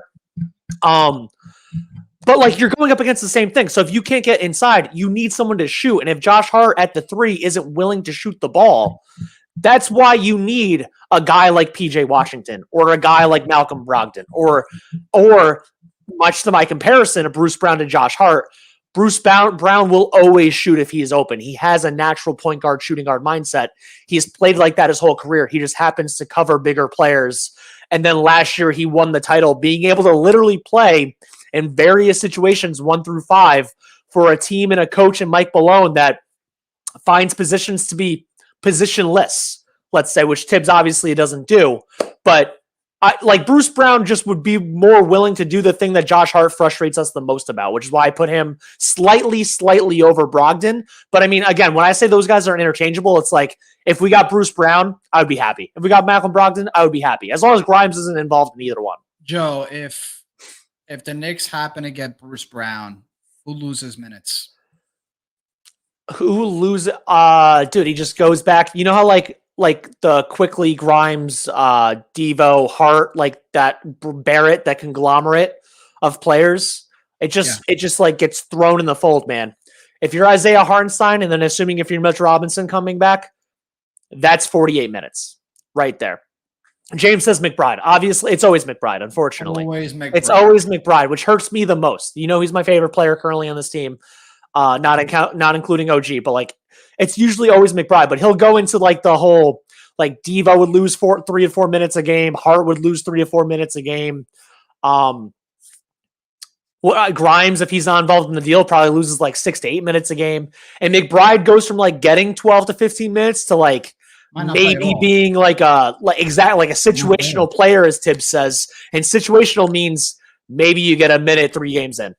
Joe, Alonzo has some words for you, pal, that you could read off here. When I say interchangeable, I mean interchangeable in where I would want them in a deal. I'm not saying like they're the same player in any way, shape, or form. I'm saying if they do very different things, but I think they both would end up impacting the Knicks overall. Like if you were just like overall NBA 2K team, our team went from an 89 to a 90. Like they would move very, very different things up and down, but at the end of the day, it would still get to like one more. You know what I mean? And then I described it better that way. If the Knicks get PJ Washington, who loses minutes, Joe? Josh? It has to be Josh Hart, 100%. Yeah, because Josh Hart ends up the back and forth. Honestly, dude, it's not only Josh Hart a little bit. Like Josh Hart's at what the last like couple games, like 33, 34 minutes a game, and that's without OG and without Randall, obviously. Ideally, PJ Washington plays between 18 and 22 minutes. Wow, it's not playing a lot. No, he's like the backup 4, and that's still more than Obi did, right? Obi played 12 to 14, so 18 to 20 is like. Tibbs respects you and trusts you a little bit more. It's like Hart loses 3 to 6. OG loses nothing substantial. It's like OG, Randall, and Hart all take a little hit, and for OG and Randall, it's more like please stay good, and for Hart, it's like you're losing your role a tiny bit. Yeah, I think realistically, Hart could. Like, he'll still be a solid basketball player playing 28 minutes, 27 minutes a game, Joe. He doesn't require – like, Josh Hart doesn't need to play 35, 36, 33 minutes every Dude, his playing style doesn't even, like, equate to – he shouldn't do that, right? Like, he tries his ass off 90% of the time. If you play harder than everyone else, you are going to wear yourself out. Yeah, no, that's for sure. So you're a definite no on the LeBron James to the Knicks, huh, Joe? No, I mean, I made that deal for you guys solely for clickbait. I don't want to deal Julie because also like LeBron James to be dealt anywhere. When people are like, "Oh my God, how would you ever give Julius Randle?" Evan Fournier is in the deal solely for money, right? So let's pretend Evan Fournier, the player, doesn't exist. What is the deal, Joe? It was Julius Randle, Evan Fournier, and 3 first-round picks. It was 2 unprotected and 1 protected. That was what we had Vin make the graphic for and we put up on our Twitter, right? It's not like I think LeBron James is like 3 first-round picks plus Julius Randle better than Julius Randle. It's that if you're dealing for LeBron James, at the end of the day, the NBA is still a business. The Knicks, for as much money as they make more money. They make more merchandise sales. They somehow can even bump their ticket prices higher. Oh, how much more, Joe? How much more? And LeBron James is still either the highest or second highest selling jersey. It's been that way for 18 straight years. You're telling me right now, 18 straight years, man. quick thought. You're telling me right now, even to this day, the Knicks brass up top, even Dolan is saying, oh, maybe LeBron because No, I'm not saying they would do it at all. right. I'm not saying they would do it at all. I'm saying when it's I was just explaining how the deal works and why it's that to like the common fan, right? Like why is LeBron James worth Julius Randle plus 3 first-rounders? Right. On a basketball sense, one guy is 29 in his prime, one guy is 39.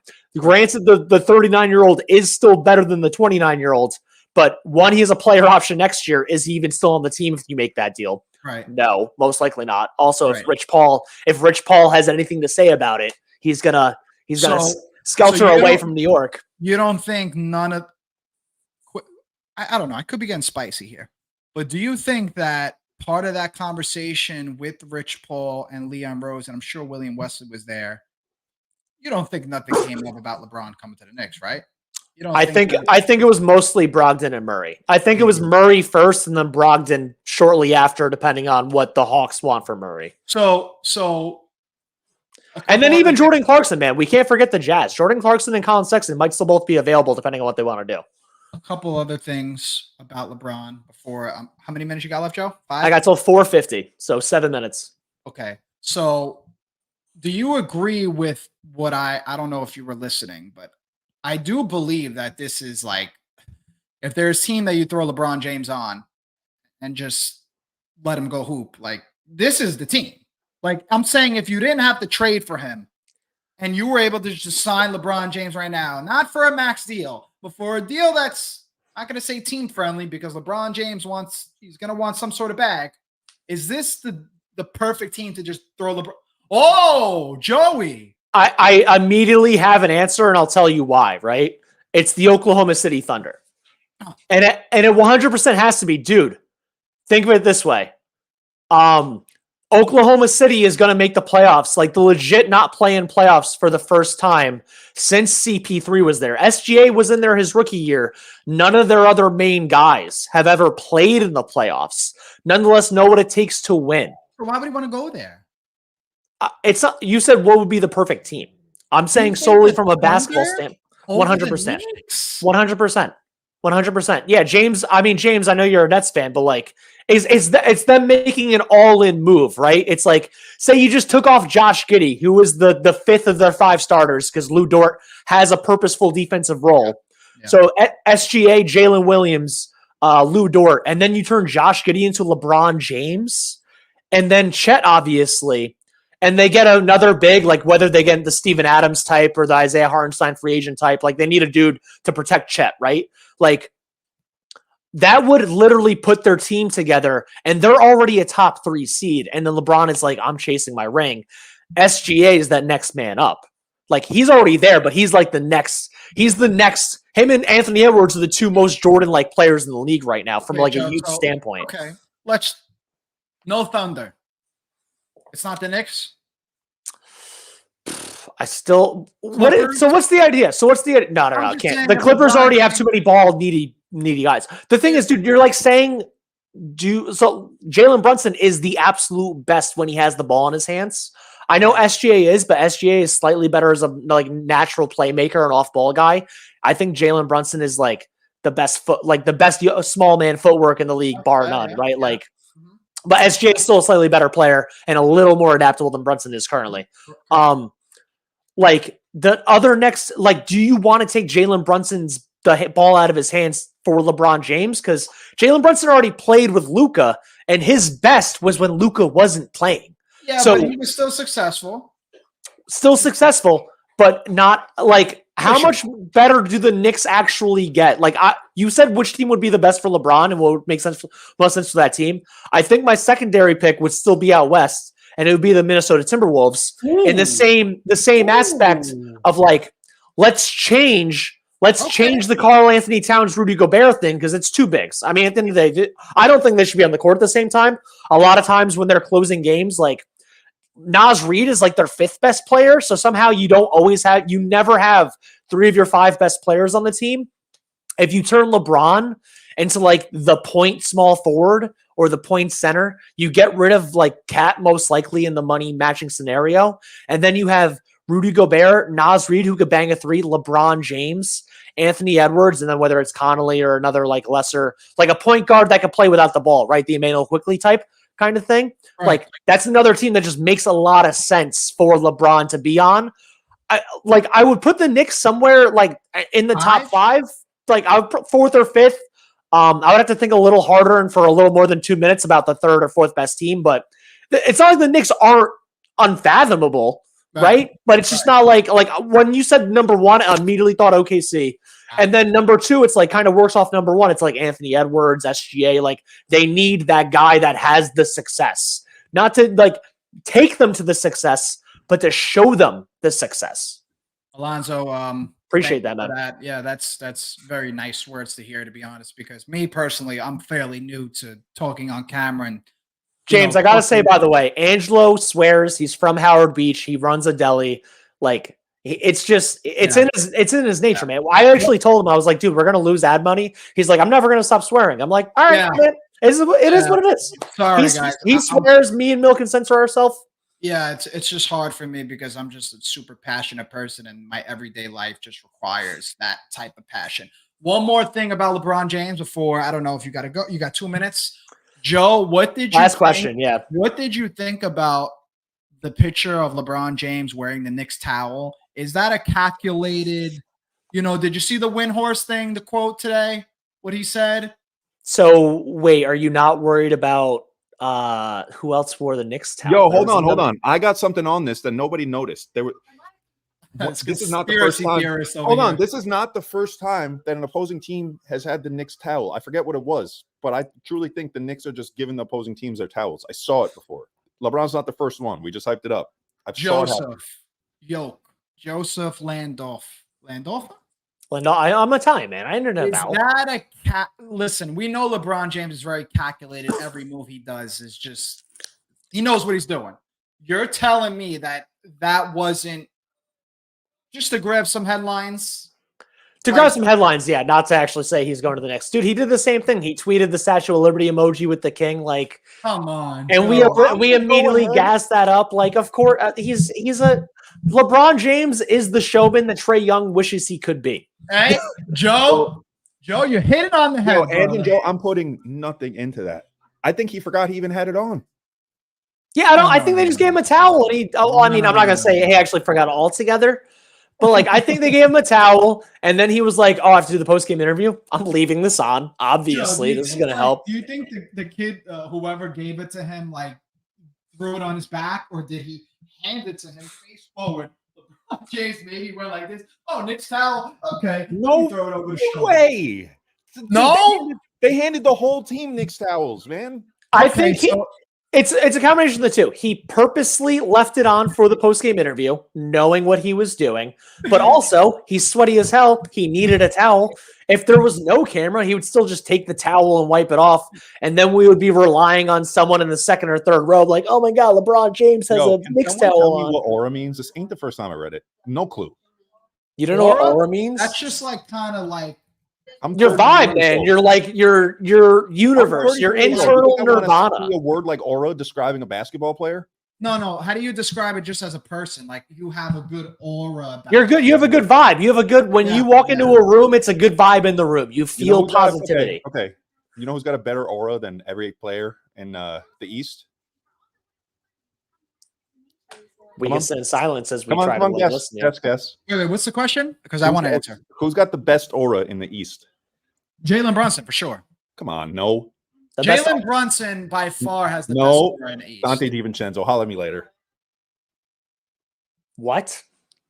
Holler at me later. That was the terrible answer you came up with. Look at his face when he hits a three. He's not impressed. That's aura, baby. Vin, do me a favor. Go find a Webster dictionary. Go online. Look up aura. Look up YouTube videos of good aura.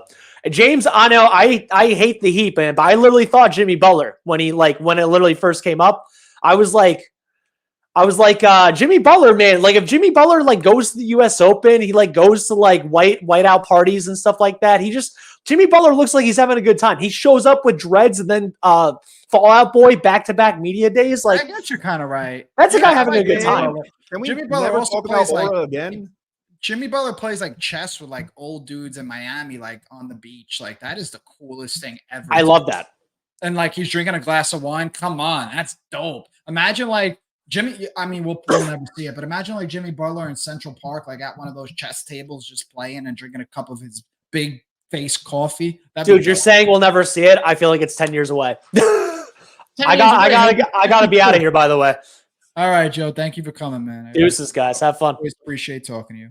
We got a few minutes here. Vin, you want to come on and join? Yeah, why not? You're gonna hear the baby All right. crying and shit. It's the end of the Well, show.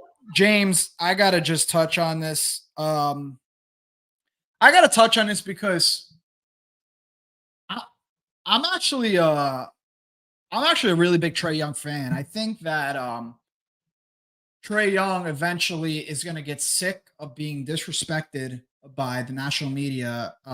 Obviously not in the same way of Jalen Brunson, because Jalen Brunson plays on the Knicks. He's getting Jalen Brunson getting criticized for like just playing basketball, and people are saying he's not like good enough, which he is more than good enough. But Trae Young is going to get sick of playing basketball in Atlanta and he's going to be sick of not making all-star teams because the media and the fans don't vote him in. He's going to go somewhere that's a national spotlight, wherever that is, and he's going to show the world how good of a basketball player he actually really is. Yo, Alonzo, thank you for the sub, man. Yeah, we try to be down to earth, man. We try not to take ourselves too damn seriously. I know you were talking about Joe and Ange, but yeah, I'm saying thanks for them. Best aura from Jimmy Butler, blah, blah, blah, blah, blah. No. Alonzo Tanner, my dad was in junior high when he saw the Knicks win the last ring in 1973. He swore if he had sons, he'd raise them to be Knicks fans, and he did that for me and my brother. Well, shout out to your dad, dude. Shout out to your dad for putting you through mad misery. Yeah, shout out to your dad for putting you through misery, but we're beyond misery at this point. We're on the way up. We're on the way up. Dr. D. Roy Bramwell sending a bunch of tomatoes. Thank you. I definitely like tomato sauce. My I thought that dish. was apples. I don't know. What's this? All right. I don't Throw know. those tomatoes at me in real life, Doc. Yeah. Nah, YouTube and thank you, Alonzo. Y'all cool cats. Thank you so much. HP Carlos. Shout out to Big Nick Energy. Great show, everyone. You know what? I'm gonna start drinking a glass of wine. I gotta get a few bottles of wine. And during these live streams, I think I'm gonna get a little glass. That's gonna be my vibe going forward. But You're gonna have to get leather couch. You can't just get a bottle of wine. yeah, no, I stand and talk. That's the way I rock. My dad is like a 6'1" Spike Lee. His loyalty to the Knicks is uncanny. Yeah, I love talking. Like my favorite people to talk to at my business and my store is like the older heads, like I said, that are like born in the 60s and 70s and just are pure passion. This guy that I was talking to the other day was telling me about like what it was like to go in the bars in Manhattan during the 90s Knicks. And I just like had this vision of like a bunch of like dudes just chugging beers, like wearing white. Hold that mic to your mouth, champ. I just had this vision of like a bunch of like accountants, young accountants, just tossing down beers, wearing white. Picturing the Wolf of Wall Street and shit, and rooting for the Knicks so hard. Nobody's on their phones. People just dapping everybody up. Every basket that Patrick Ewing hits, the fucking bar erupts. 1991, Ben. 91 here, 92 there, Ben. By now, I would think you know us. You're here every day. You don't know us yet? Ben, love you, brother. Thank you for stopping by. Alonzo, I like wine, not going to lie. Somewhat Boricua. I dated from the BX a few years ago before I moved to LA. Got me into red wine. She was all about it, and she knew how to get me into it. Yeah, give me some little red wine suggestions because I'm not a white wine guy. I'm more of a red. We got a few minutes here, guys, so we're going to give some lasting comments out here. Thank you to everybody who has joined. This has been an awfully long stream. We thank everybody for staying. This was a pretty cool one. I did it by myself for the most part. Vinny just chimed in midway through. Don't ever do that again. Anyways, Paco from YouTube, something Abel Randall's game I'm not liking. He has his games where he gives it all, and I appreciate it. But when he posts his buttocks, just rubs on guys playing post defense on him, and it's not okay. Paco. Yeah, can you reword that in like basketball? Yeah, reword that just a little.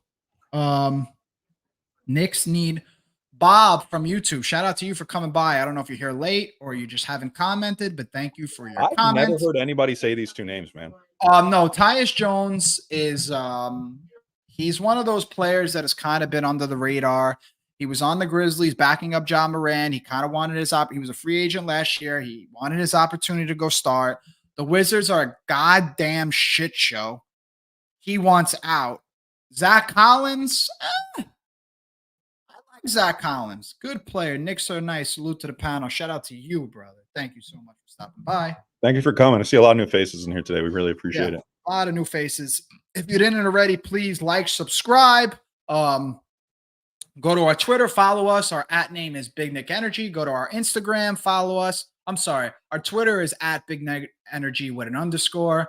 I wish if that person that has the regular Big Nick Energy handle without the underscore would contact me, I'd gladly give you a few $100 for it. Shit, for real. Yeah, yo, shout out to the guy who posts once a month on Big Nick Energy, no underscore, that we've been trying to get in contact with for years. Thanks, whoever you are. Yeah. Shout out to you. BigNickEnergy.com. Yeah, guys, Vinny's got a big, if you haven't seen it already, we showed this midway through the show.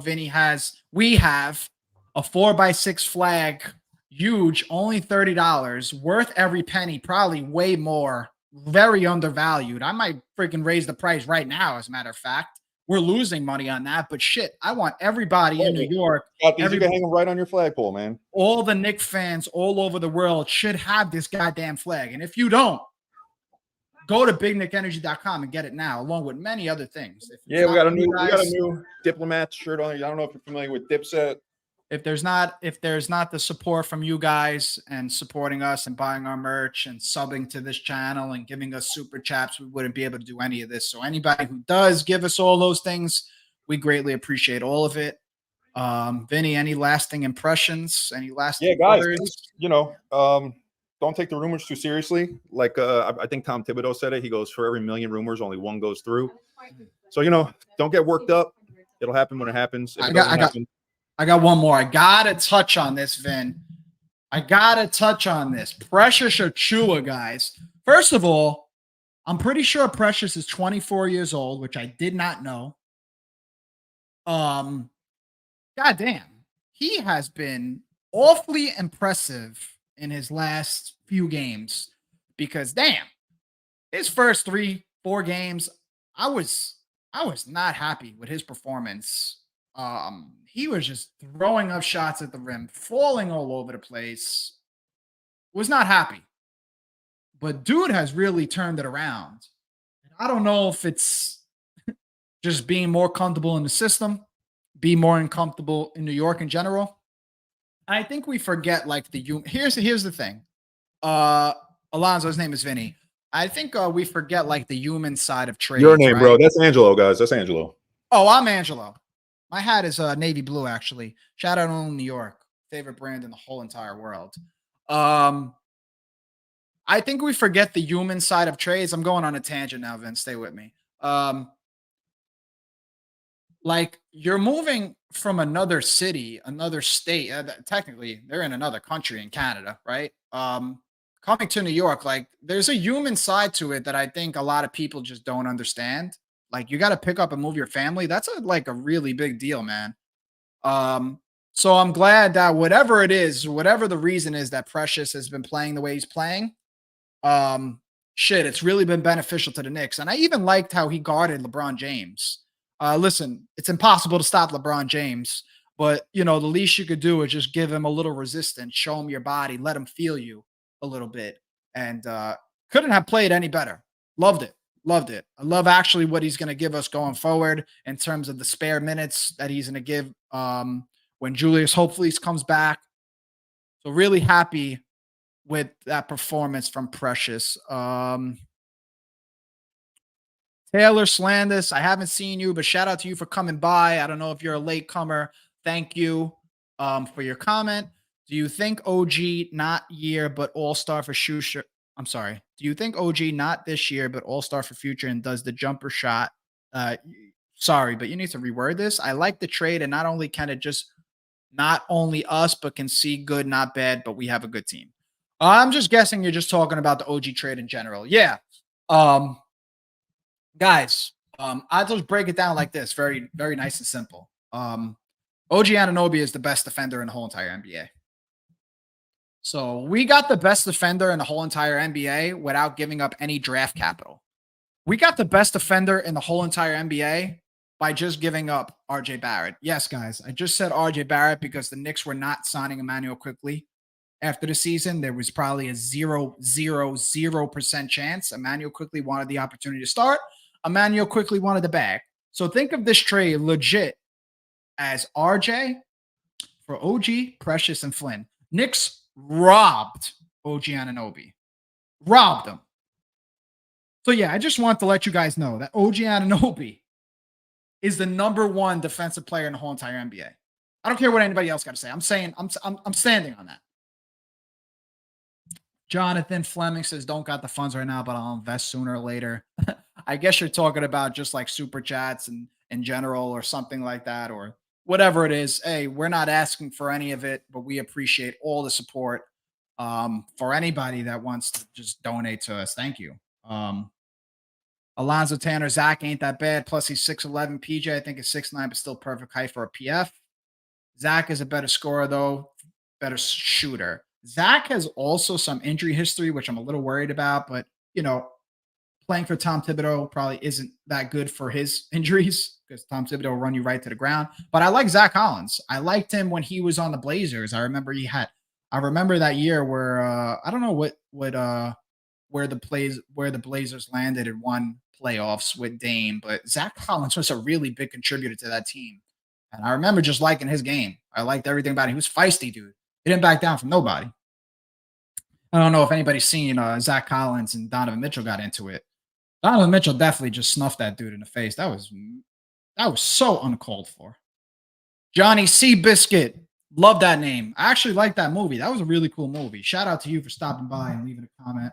I can't wait for Mitch to return. Now Hart can see from good offense and Sims isn't as for that bad other, but Hart is right good. And Mitch does defense and from a return from him and see how we are. Yeah, so listen, there's a lot of things that are going good with the Knicks right now, guys. We have 3 guys injured, 4 guys injured, Mitch, Grimes, Randall, and OG. And we're still competing in basketball games. You know, we're going to get a lot of these guys back, right? And the Knicks are going to be really dangerous. What Tom Thibodeau has, guys, is a really, really good problem. And I'm sure he's happy to have this problem right now. So going forward, when we get a little bit more of a realistic timeline on Mitch and a little more of a realistic timeline on Randall, we're going to see where this team stands. I like where they stand right now in the whole entire Eastern Conference. I like where they stand right now in the whole entire NBA with this current roster. Make any more additions, the Knicks are going to make another step up. CP New York Sports, shout out to you, brother. Yes, we hit 2K subs on YouTube just, I believe, 2 days ago or yesterday or whatever it was. So if you haven't subscribed already, please do.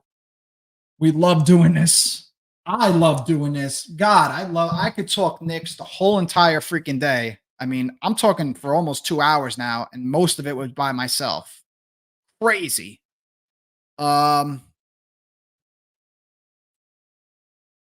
Mitch Amesh. What's up, Ange? Mitch gonna breathe new life into this team when he comes back. Big part of the locker room and our culture. Yeah, I mean, Jesus. I mean, Mitchell has been with us for a long time. We went from him like seeing him like this. He was like a twig, and now he's like, I don't know, how do I do that? But yeah, you guys know what I'm trying to say. Mitch was a very fragile, skinny dude, fouling. Couldn't keep him on the court for 8 to 10 minutes at a time. And now look at him. Easily another one of the best defensive big men in the NBA, one of the most dominant rebounding big men in the NBA. So just really from top to bottom, like to see the growth of Mitchell Robinson and where he started to where he is now, really beautiful. Really beautiful. Bob, that's why we don't need a superstar. We need support when playoffs start. We need our stars rested. Yeah, so this could be a good thing, like Randall getting hurt, you know? Let him get some rest. Let him rehab what he's got to do. Get him back before the playoffs with a little stretch, with a little string of games. and he'll be ready to go. James, Nasri, a lot of new faces here. Thank you, everybody, for coming by. Gonna wrap the show up right after the next one. Brunson Randall duo can see for a good start, and I see not from them only can be potential, but I see future for a good team and playoff chances. Shoot for the three and bang. Yeah, that's another thing, guys. Like our main guys are not even in our 30s. This team is set up to be sustainable for the long run. There is nobody that's like an impact player on the Knicks roster that's 30 years old. So the future is bright, guys. The future is bright. Last comment here, and then I'm going to get out of here, guys. It's been a really fun hour and 50 minutes. Shit, I got to do this more often. Nelson Admos, sorry if I'm saying that wrong, from YouTube says, LeBron, I wouldn't want. I think the evidentiary circumpolar for the time being is good, and Brunson dribbles. I like the team, but it's not only good, not for us, but in us too. Yeah. So my belief is LeBron James is great for this team. LeBron James would come into this team and just be able to do what LeBron James does, just distribute, make the players around him better. He'd be a perfect fit, my opinion. My opinion. Joe Yoke has a different kind of opinion. He thinks that if there's a team that LeBron James could just go to and it's a perfect fit, that it's OKC and Minnesota. Everybody's subject to their opinion, right? That's why basketball and this kind of talk and the barber talk is it's really fun to me because you get to see everybody's opinions and everybody's view of the game. Alonzo, thank you, brother. Thank you for your kindness. Thank you for your harsh words at the beginning. And now look, we're cool. We're friends. So thank you for coming by. And everybody, please like, subscribe, share everything on Big Nick Energy YouTube. We appreciate all the support. Shop at bignickenergy.com. We got a lot of new stuff on there, a lot of cool stuff. If actually, you know what? I'm being nice today. For the few people that are in here, I'll be nice. If anybody follows us on Twitter, right? You can message me right now and I'll give you a 50% off code to bignickenergy.com. I don't do this. I don't really do this. So yeah, if anybody watching this show wants to support Big Nick Energy and wants some cool merch, you message me right now on Big Nick Energy and I'll give you a 50% off code. Yo, you guys can use that code on the flag. Ooh. Yes. Brian came in a little late. Thank you for stopping by. Just to clarify, Ange, Alonzo was never talking ill to you. He was talking to somebody in the chat. Oh, okay. That's fine. That's fine. All right. We're good here. Alonzo, we're still cool, bro. Love you, pal. Thank you for coming by. You didn't do nothing wrong. We're still cool. You didn't do nothing wrong. All right, guys. Nice stream. We'll probably be on some point tomorrow. Yeah. Catch every game. We got Mill on. It's either Mill or Joe or Mill and Joe. Make sure you tune into those. We actually do this for them. So show them the love. And if you want to talk to me and Ange, always can DM Big Nick Energy on any platform. We're the ones that'll be answering there. Anything else you want to say, Ange? We out. That's it. We're out of here. Shout out everybody for coming by. Thank you.